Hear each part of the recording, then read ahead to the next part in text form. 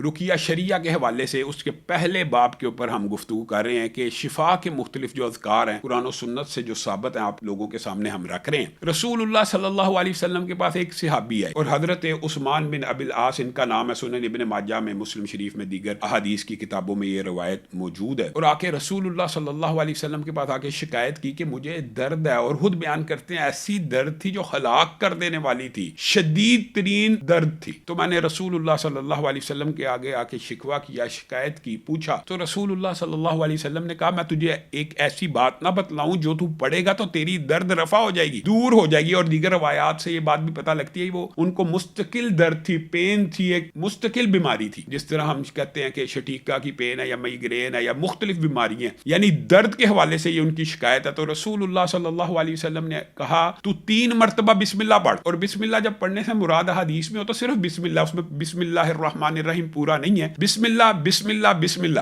اعوذ بعزت اللہ وقدرتہ من شر ما اجد واحاذر۔ یہ پڑھنا کیسے ہے؟ جس جگہ درد ہو، دانت کی درد ہو، سر کی درد ہو، پیٹ کی درد ہو، جہاں بھی درد ہو، بسم اللہ بسم اللہ بسم اللہ، اعوذ بعزت اللہ وقدرتہ من شر ما اجد واحاذر۔ اللہ کے فضل و کرم سے وہ درد دور ہو جائے گی، کیونکہ سیدنا عثمان کہتے ہیں میں نے یہ عمل کیا، میری درد ایسے غائب ہوگی جیسے کبھی تھی ہی نہیں۔